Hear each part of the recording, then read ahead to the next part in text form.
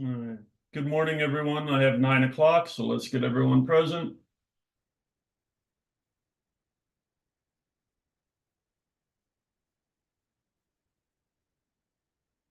Madam Court Reporter, are you ready to begin? Getting a thumbs up. So let's go on the record. We're here for day 2 of case number 23252 UT. We will continue with the cross-examination of SPS witness Fetters momentarily. However, I have some housekeeping that I want to attend to first. As most of you might be aware, if you checked your email this morning, we are looking at a substantially smaller day today than we had yesterday. SPS has waived cross-examination times for witnesses Higgins, Lai, Crane, and Dashino, which would leave us only after SPS witness Fetters would leave us only with requested cross-examination time for witness Crane and witness Whitney. So I'm going to attend to those exhibits momentarily since the parties have waived cross-examination. Your Honor, if we can help smooth the path through here, the NMLCG is also willing to waive its cross for witness Crane and witness Whitney, which would leave no cross remaining after we finish with Mr. Fetters. Okay, thank you, Mr. Stoffel. So let me just add those. So I'll get to admitting those testimonies onto the record in a minute here. Before that, Attorney Hardy, yesterday I asked you to review OPO Exhibit 1 and Exhibit 1B to the extent that the redactions are correct for the confidential information. Did you get an opportunity to review that? Yes, and they are correct. Thank you. So we will get to admitting those documents, and I did get the opportunity to review SPS Exhibit 10A, the confidential submission. Ms. Hardy, what I'll ask SPS to do for purposes of our court reporter and the record is please submit a one-page page holder into Dropbox, indicating that I basically want a placeholder for the court reporter to have when she collects the exhibits. I basically like that to say that, this is Exhibit 10A containing the confidential information contained in the rebuttal testimony and how that was supplied, via mail to the parties that requested it and to my office. But we just need a placeholder so that the court reporter has something for the record. So we have a short day today. I'm sure you'll be able to do that by the end of today. But I would just like that placeholder placed into Dropbox. We will do that today. Thank you. Thank you. So let's get to, since we have waived cross-examination, I will entertain and admit NMLCG Exhibit 1, OPL Exhibit 1 and 1B, Staff Corrected Exhibit 2, and Staff Exhibit 4. And let me get to Crane.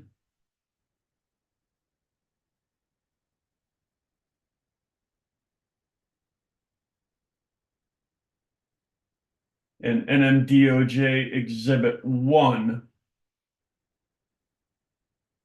as the direct testimonies and the testimonies of those that cross-examined has been waived onto the record. Any objection to those records being admitted?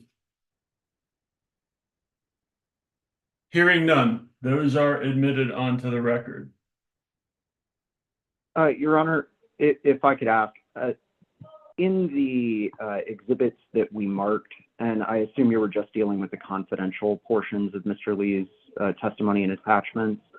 The confidential portions were Exhibit 1A and 1C, and I just wanted to make sure that those made their way into the record as well.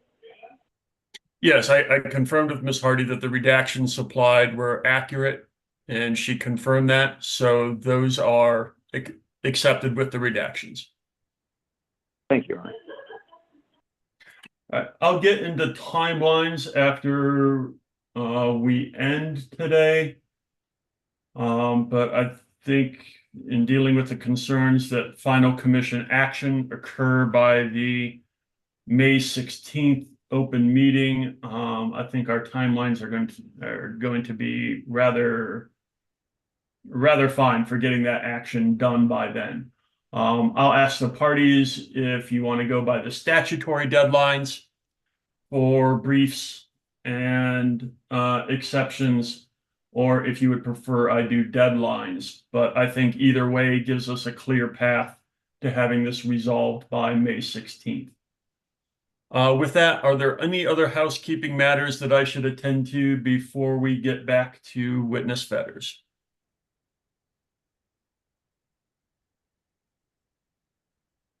Hearing none, and Allison, witness fetters has been previously sworn in. Do you usually swear them in on a second day, or do we just say that the witness has been previously sworn in? You're on mute, Allison. I normally say previously sworn, but if you would prefer he be sworn, I can do that. Yeah, that's fine. Witness having been previously sworn in is now be available for cross-examination. Next up is the Department of Justice, who requested 30 minutes for cross-examination.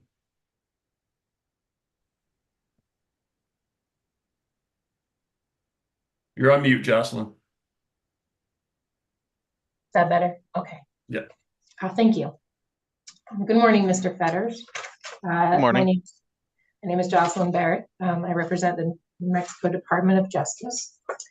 I have some questions that I had originally prepared for you, and some questions that Ms. Trammell thought you were better suited to answer. So I may be jumping back and forth just a little bit. So Okay. to begin, you prepared the exhibits showing the revenue requirement impact of the proposed solar projects and BESS projects. Is that correct? That's correct. Just to confirm, the consolidated revenue requirement analysis was provided as attachment ICF1 to your direct testimony. And I don't need you to pull it up because it's a rather large spreadsheet. I just want to confirm that that's where the consolidated revenue requirement analysis was. That's correct. It shows the revenue requirements summarized for all 4 projects. Okay. And you've confirmed previously that in your analysis, you assumed that all PTCs and ITCs would be monetized, correct? That's right. And am I correct that the assumption that you used in this analysis regarding the costs to monetize PTCs is confidential? That's correct. It's confidential. I'm not going to ask you to state what the confidential cost is, but I just want to verify that the PTCs that you show in attachment ICF1 as being credited to the fuel clause are net of these transaction and discount costs. That's right. Okay. So a couple of questions moving on from that that were punted from Ms. Trammell. Does the IRS allow companies to carry PTCs forward indefinitely, or is there a time limit on when PTCs must be utilized by the company for tax purposes? My recollection is that the PTCs will expire after 20 years. Okay. What about for ITCs? I am not sure.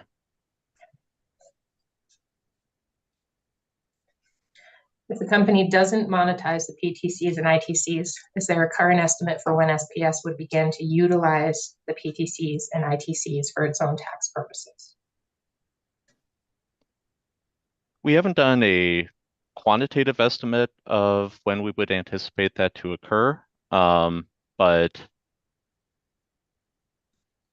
there does exist a deferred tax asset on the books currently for the Hale and Sagamore projects. And in addition to that, the solar and battery projects would come with accelerated depreciation and would more than likely create an NOL or net operating loss as soon as they come online. And so that NOL, if it is created, would have to be utilized entirely before any of the PTCs would be able to be utilized. And so we would anticipate it being a very long time before SPS could use any of the solar PTCs or battery ITC. When you say a very long time, is there a ballpark? Are we talking years or decades?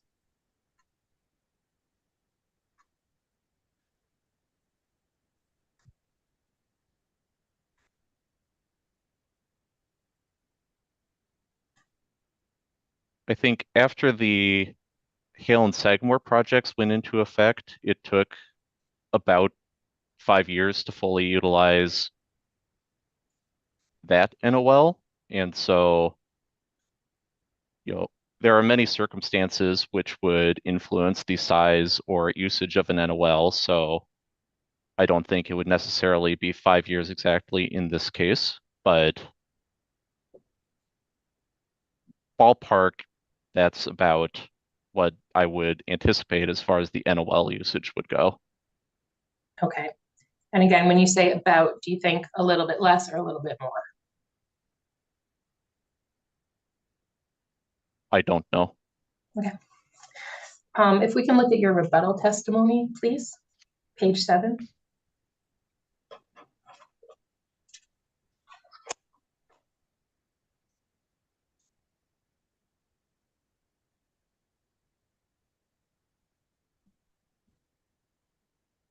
I'm there.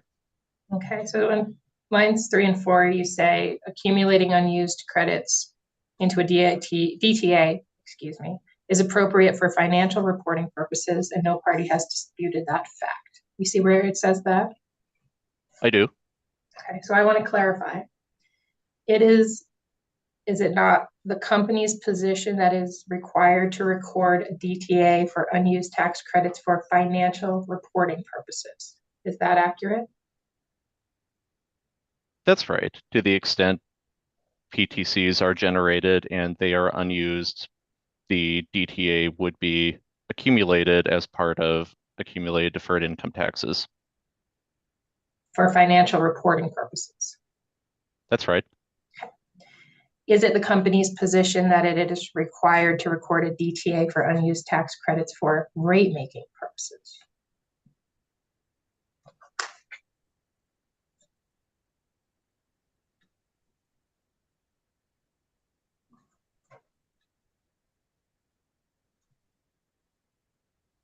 When we are assembling cost of service for rate-making purposes, we do start from the company's books and records on a FERC accounting basis. And so to show all of our accumulated deferred income taxes in their entirety, it would be appropriate to present that ADIT number with any DTA that is accumulated.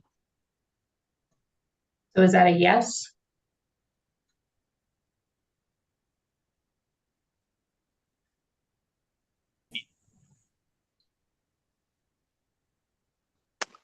Your Honor, I believe the witness answered the question. Yeah, we're getting into the same situation we did yesterday. To the extent, let me just clarify one thing here.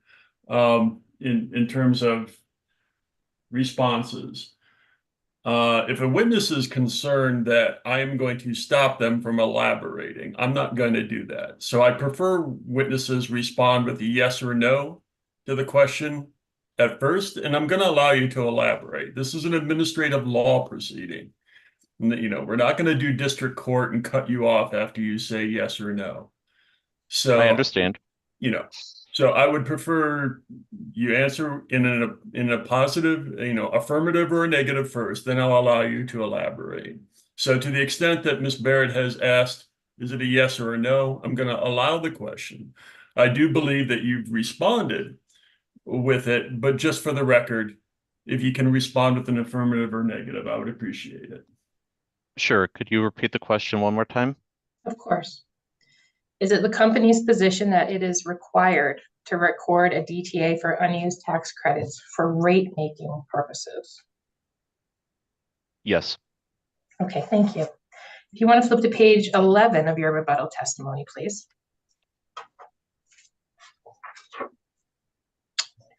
I'm there.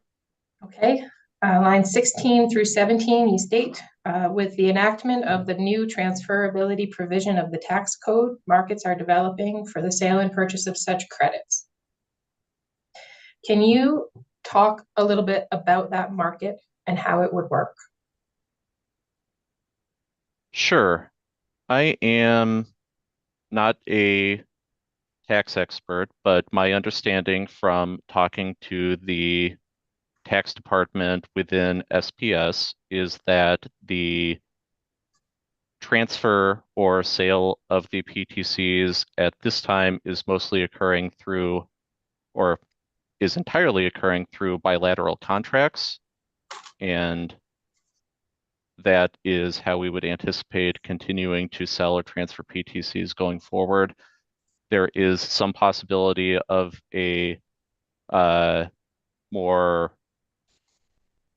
complete market at a future time, but right now contracts are the norm.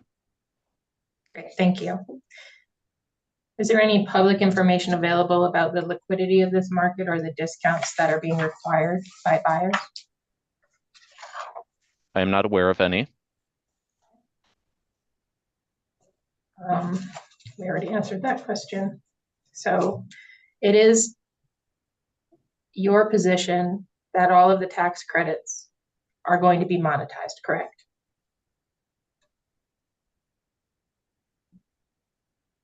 Yes, that is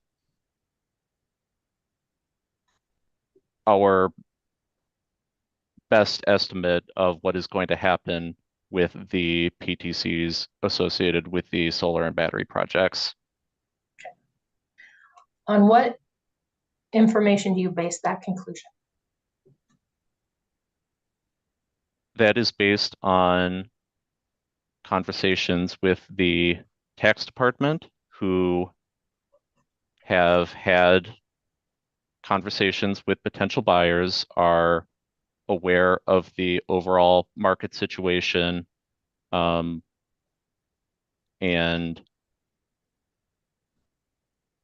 have pointed out, and I believe Ms. Trammell talked about yesterday, that the overall tax credit demand is roughly 10 times what the utility industry as a whole would be able to provide. And so they see a very large demand going forward for tax credits. In addition, other operating companies within Excel other operating companies within Excel Energy have been able to monetize some of the tax credits, and in 2023, some of the Hale and Sagamore tax credits that were generated within that year have been able to be monetized already. Okay, thank you. You said that some of the other Excel companies have been able to monetize some of the tax credits. Are you aware if any of the companies have been able to monetize all of the tax credits? I'm not aware of the overall situation in any of those operating companies. Okay, thanks. Can tax credits generated by one member of Excel's income tax group be used to offset the taxable income of the consolidated group? I'm not sure. Okay. Do you know, regarding the process for selling tax credits, will SPS sell these tax credits itself, or will these tax credits be bundled with tax credits generated from the other Excel companies and sold as a package by Excel?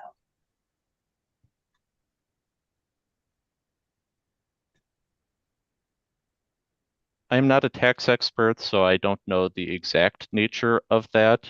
My general understanding is that it could go either way. They could be sold individually or as a combined package. Okay, and do you know on what kind of information that decision is based? No, I don't. So in a situation where the tax credits are bundled, do you know how Excel would decide which tax credits were sold to which buyers? No, I don't. Okay, and if they're not bundled, do you know if SPS is selling the tax credits itself? Would it potentially be competing against other Excel companies regarding the discounts offered?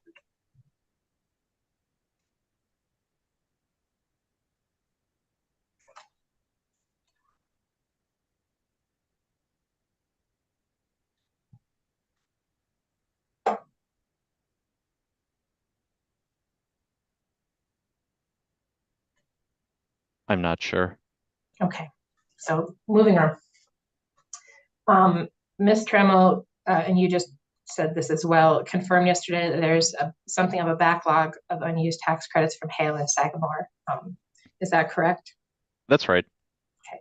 At this time, do you know the balance of the unused PTCs that are associated with Hale and Sagamore? Not at this time. And is it correct that even though SPS has these unused tax credits, customers are paying for federal income taxes associated with the revenues and expenses authorized by the commission in its last base rate case?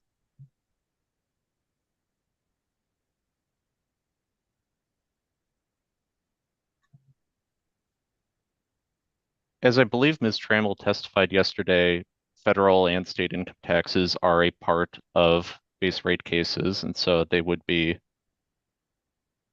included as part of a cost of service within a case. Okay. Can you please pull up NMDOJ exhibit number 3, which was admitted yesterday? Or rather, administrative notice was taken of it because it is attachment D to the stipulation in 22-00286 UT. Let me know when you're there. I see it. Okay. Can you go to page 3 of 7, please?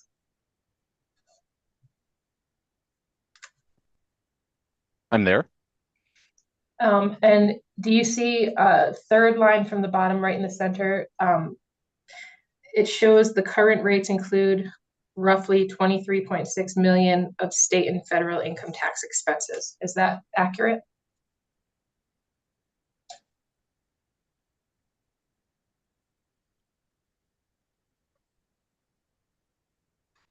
I don't think that is entirely accurate. On the spreadsheet, it says total income tax expense, and then the column that number appears in is total. So what is inaccurate about it? I do see the number, but this exhibit is basically an illustration of the settlement that was agreed to by all the parties based on the parameters that were agreed to when that settlement was formed.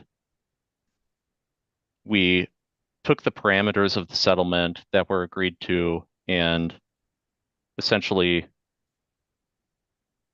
backed into the agreed upon deficiency that the parties had agreed to in that settlement. And so, though the parameters of the settlement are reflected within this exhibit, it is still not fully representative of each individual component of the cost of service.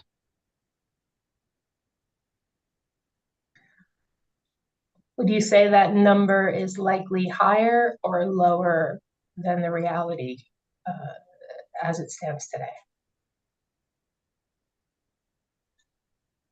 I don't know. But you are saying that you do not believe that this is an accurate reflection of this number in real time, in real life. That's right. This is an illustration of what the settlement parameters would look like in a cost of service format, but it is an illustration. Got it. All right. So in addition to paying federal income taxes based on standalone calculations, the standalone calculation, ratepayers are also currently paying carrying costs on the unused PTCs from Hale and Sagamore. Is that correct? Could you repeat the question?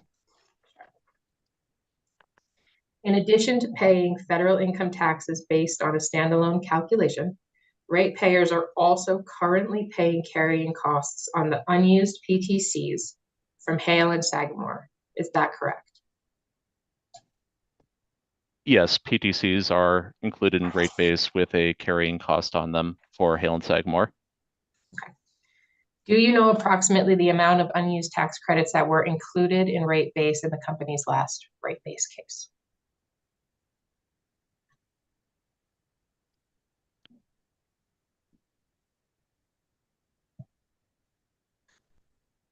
I'm not sure of the exact number. Okay. Do you know if the unused tax credits that were included in rate base in the company's last base rate case were credits from New Mexico projects or total company amounts?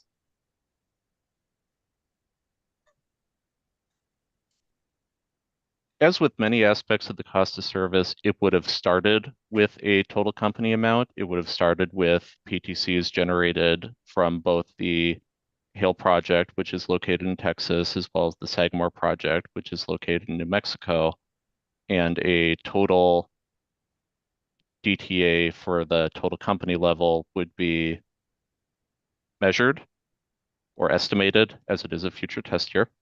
And then that total would be allocated to the New Mexico retail jurisdiction.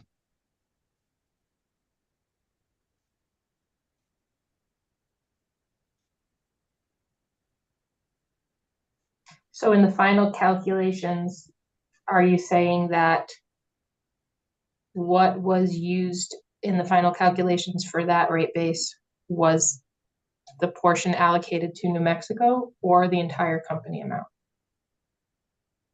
Ultimately, the portion that's allocated to New Mexico would be what would be used to determine the revenue requirement and deficiency in a case. Okay.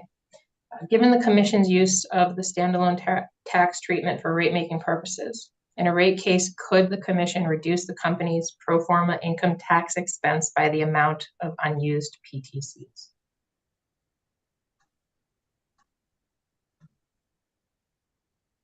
No, because the PTCs, as they are generated, are credited to customers through the fuel clause on a real-time basis. So they are getting the benefit of those PTCs as savings month to month. And so using them to reduce the income tax expense within a rate case would essentially be double counting.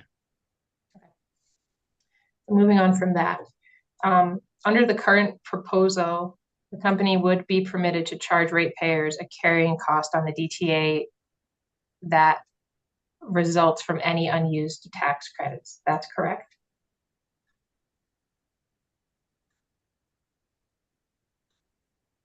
That's correct. We are proposing to include the balance of a DTA to the extent that PTCs are unable to be used or sold or transferred in the fuel clause in this case, and they would be included with a carrying cost. Okay. So for illustrative purposes, if let's say we have $100 in unsold tax credits and the company's pre-tax cost of capital is 10%. Then under this proposal, in year one, ratepayers are going to be charged $10 in carrying costs associated with the tax credits. Is that an accurate calculation? Yes, I believe so. Okay, and the company, under the company's proposal to recover the revenue requirement through an annual rider, SPS would not have to wait for base rate case to start charging the carrying costs. Is that correct?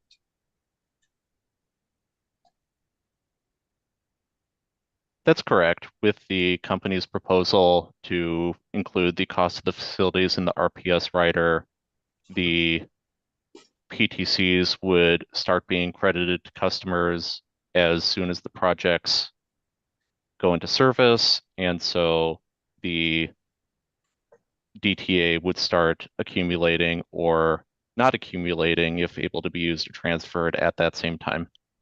Okay. And so using the illustration that I just said, assuming that the $100 in tax credits were never sold, how long would ratepayers continue to be charged the $10 in carrying costs?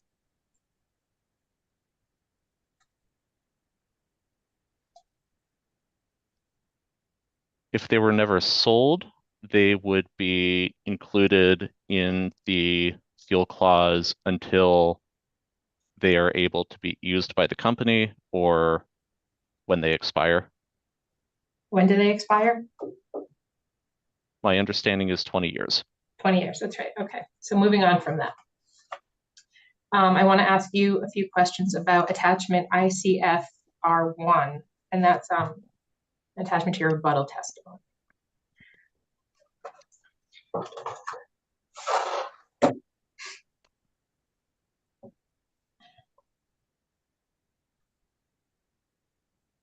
I'm there. Great. This exhibit has two scenarios. One assumes a 5% cost to monetize tax credits, and one assumes 15%. Is that accurate? That's right. Okay. And both calculations are the same, except for the assumption regarding the cost to monetize the tax credits. Is that correct?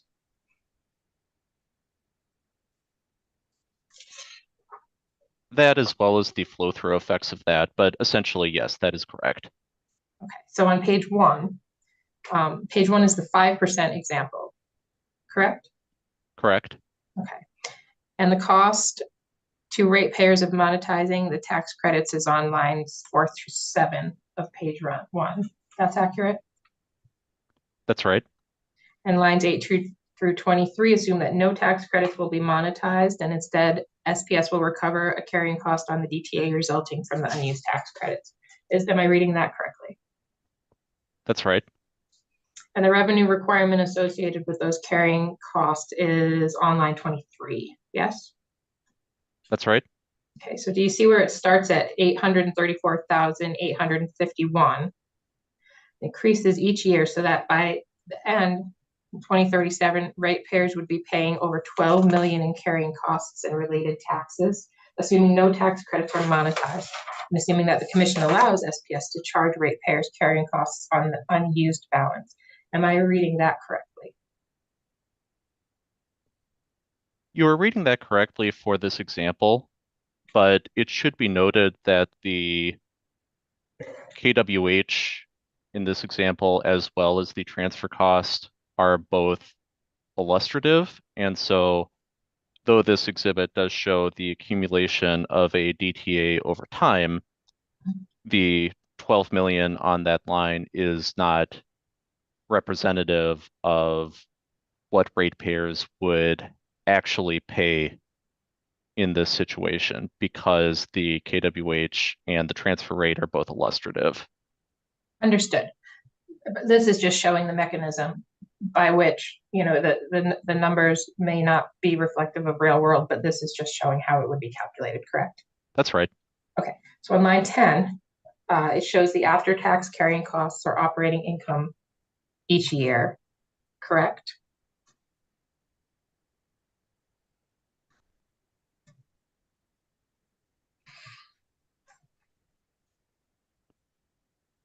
Could you repeat the question? Sure. Looking at line 10, of page 1 shows the after-tax carrying cost or the operating income of each year. Am I reading that correctly?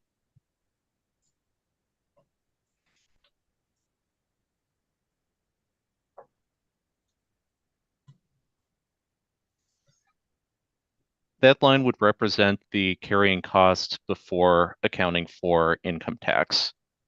The income tax expense associated with that carrying cost is shown on line 22, and so I would not agree that it's after tax on line 10. Okay. So line 13, that's the interest expense portion of the operating income, though. Is that correct?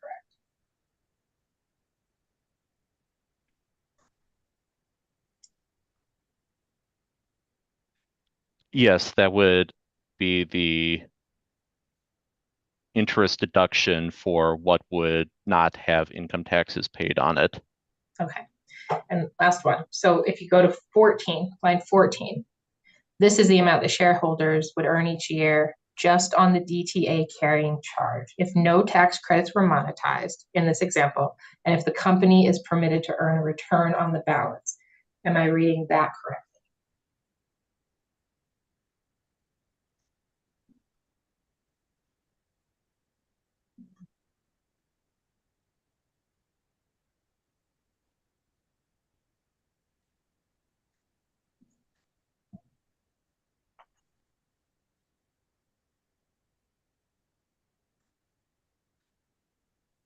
Within this hypothetical example, notwithstanding the rate case timing and all of that sort of stuff, yes, that line would represent the equity return on the DTA, and so would be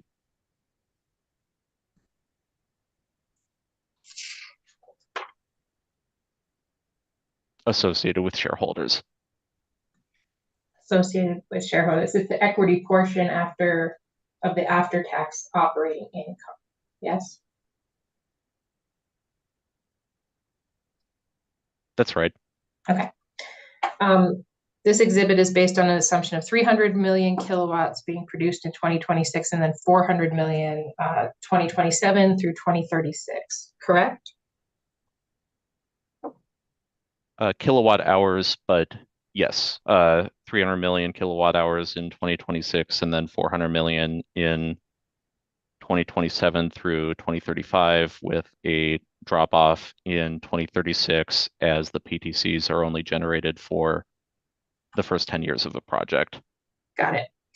And the cumulative amount of PTCs over that 10-year period in this exhibit is approximately 131 million, and that's line 8. Yes? Line 8, second to last column, right, and the last column too.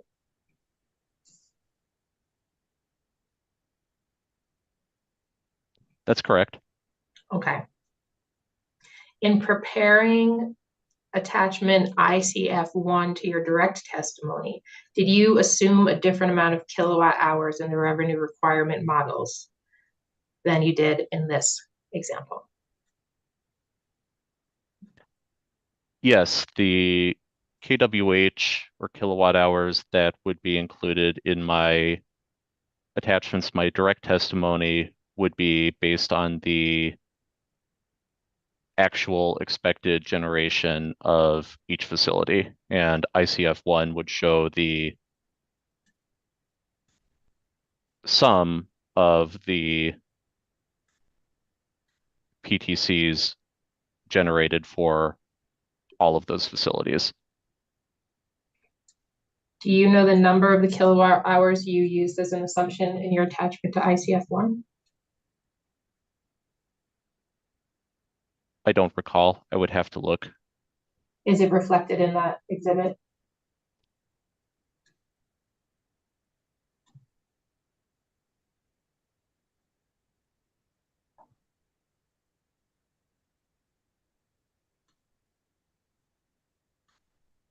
I cannot recall for sure if the actual kWh number is shown in that exhibit or not. I would have to look. If that number is not in that exhibit, where could we find that number.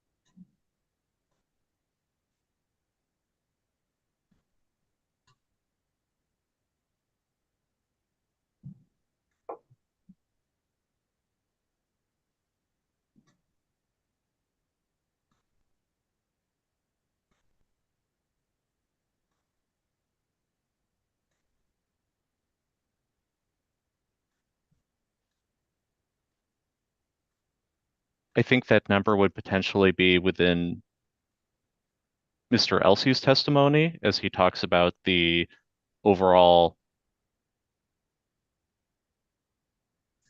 resource portfolio and capacity and energy situation of these projects. Okay. So in attachment ICF1, which is the direct testimony attachment, the cumulative value of PTCs is around 177 million based on summing up the New Mexico allocation from 2026 to 2037. Without pulling that up, would you accept that number subject to check? Subject to check, that sounds about right. Sure, of course. And the PTCs shown in that direct testimony exhibit were the net of costs to monetize, correct? That's right. Okay. They were also grossed up for income tax purposes as we do with the existing PTCs. Okay, so taking that into consideration, the cumulative amount of the PTCs generated would be something higher than that 177 million that's shown in that exhibit. Is that accurate?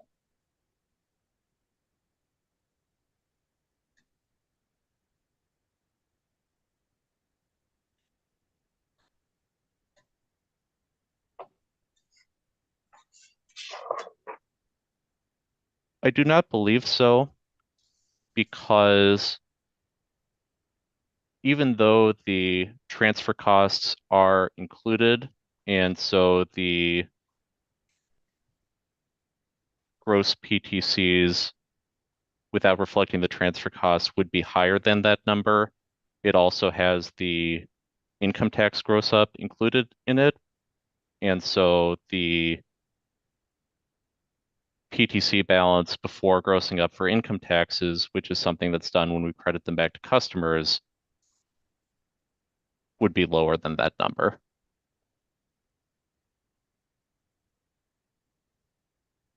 Ms. Barrett, I just want to interject. Are we near the conclusion of your cross-examination time? We have pushed past the half hour requested.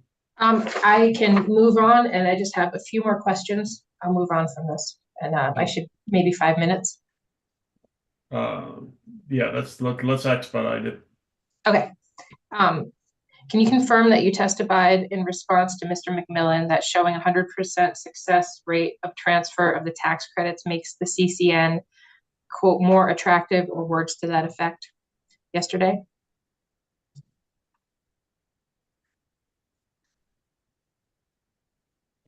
Yes, I think all things considered, transferring PTCs reduces the cost of the projects relative to including a DTA and rate base.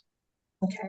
And you also testified in that conversation with him that there's no way for SPS to know, quote, what the world is going to look like, or words to that effect, when the projects come online in 2026 and 2027. Do you remember saying that yesterday? Something to that effect, yes. Okay. And the PTCs are generated for the first 10 years, which puts us, the tax credits, moving into 2036 or 2037 potentially, yes? That's right. Would you agree that it's not possible to know whether the robust market for tax credits that exists today will be quite so robust in 2037, especially considering that more and more renewables are going to be coming online, and therefore there's going to be more associated tax credits that could flood the transfer market.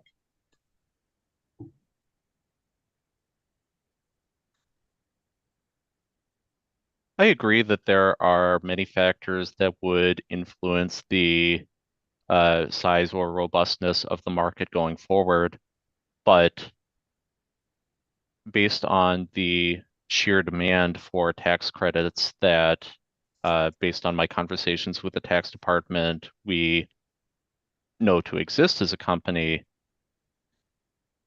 we still have reason to believe that even as the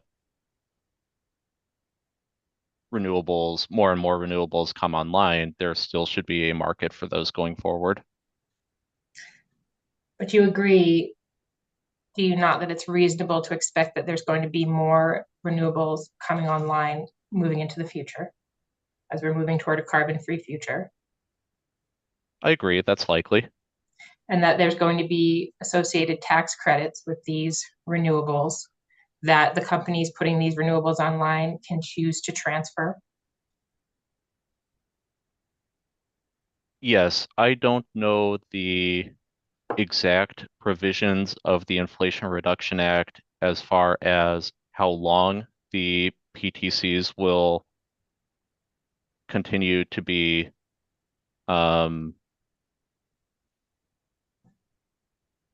created for new renewable projects as they come online. Okay. But there will be more PTCs with renewable generation in the near future, certainly. Okay, and the size of SPS's potential DTA increases with the number of tax credits that the company is unable to transfer, correct? That's correct. Or So use. I'm sorry, go ahead. Unable to transfer or use itself. That's correct.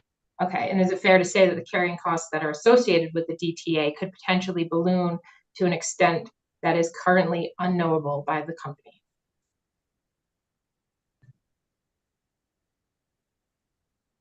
Objection, Your Honor. It calls for speculation. Any response, Ms. Barrett? I mean, Mr. Fetters testified yesterday that there's SPS is facing an unknowable future when creating these current models, and I'm just asking him to basically confirm what he already testified. Yeah, I'll allow the question. I mean, this is based on his opinion on that, and to the extent that we're speculating, I mean, we're always speculating when it comes to forecasting. So I'll allow the witness to answer the question.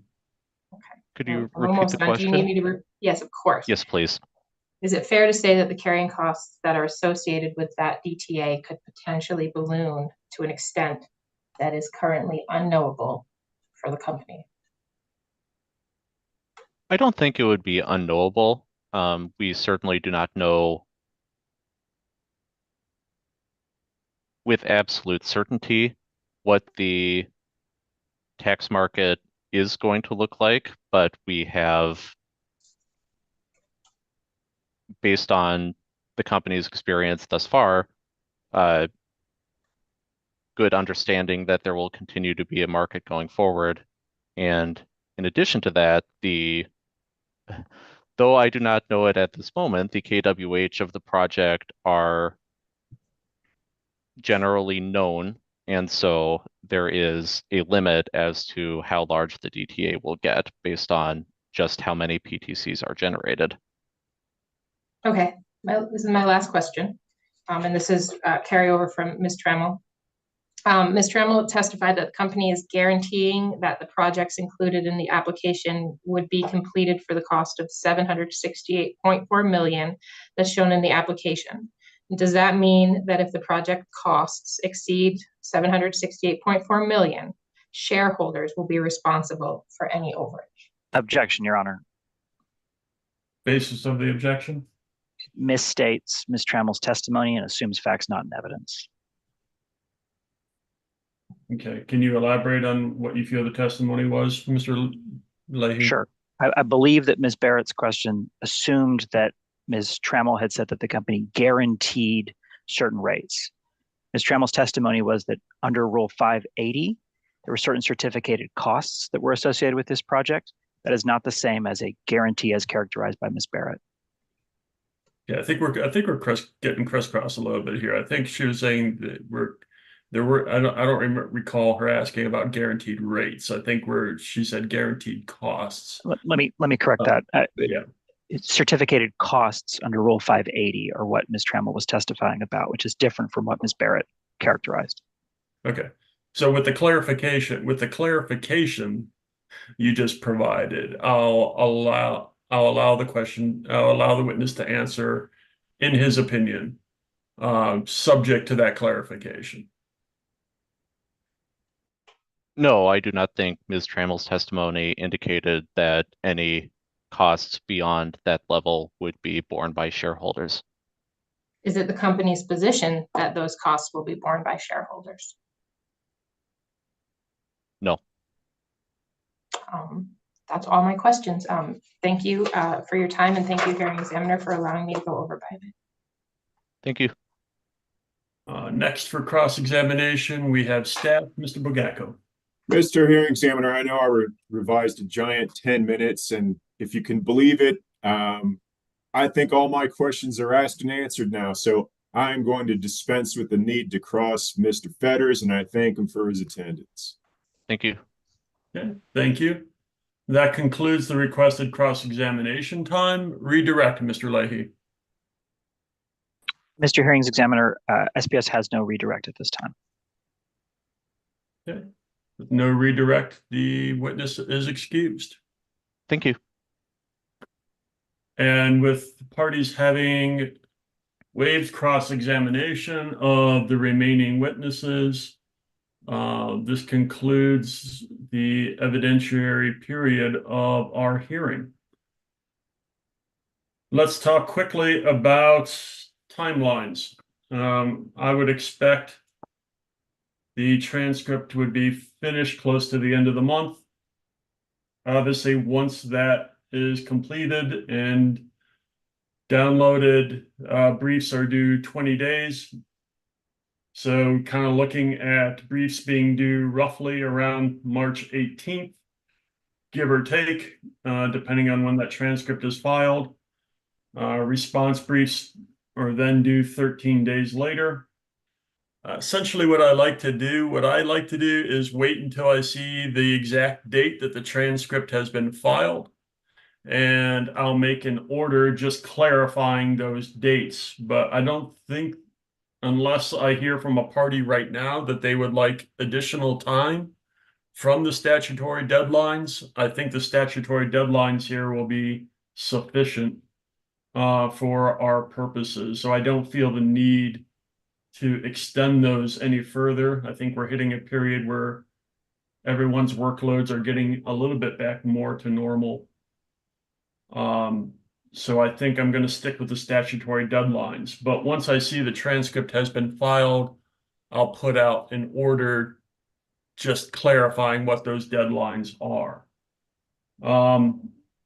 My recommended decision then will probably hit somewhere in the week of April 14th through the 19th. Exceptions then would be due by the end of April to that RD, which puts us right on line for the commission to take final action in this matter by May 16th. So I think we'll probably see an order from the commission just extending the deadline for final action then to accommodate that. I think right now our deadline was May 1st based upon the prior order. So we'll probably we'll see an order just extending that out for purposes to meet that open meeting. Any questions from the parties regarding deadlines? Yes, sir. This is Joan Drake with LES. So your schedule that you just briefly laid out includes exceptions due by end of April. Are we going to be allowed to also file responses to exceptions? Yeah, I will allow for responses, those would be 8 days after exceptions have been filed. So I still think that'd still be more than a week before the open meeting of the 16th, just going Okay. on the rough deadline. So yeah, I will allow responses to exceptions. So I mean, the full schedule will apply here. Okay, thank you. Any other matters that I need to address before we adjourn for today? Nothing further from staff other than to thank our court reporter and Mr. Hearing Examiner and all the participants. Thank you very much. Yes, Thank nothing you. from SPS. Thank you. Okay. And just a reminder, SPS, just please place that page holder for Exhibit 10A into Dropbox, so we have that as a placeholder for the court reporter. Madam Court Reporter, any other information you need? No, Mr. Hearing Examiner, thank you. All right. Thank you, everybody, for your professionalism. Always a pleasure to work with a very professional group. And with that, we are adjourned. Thank you, everyone. Thank you. Thank you.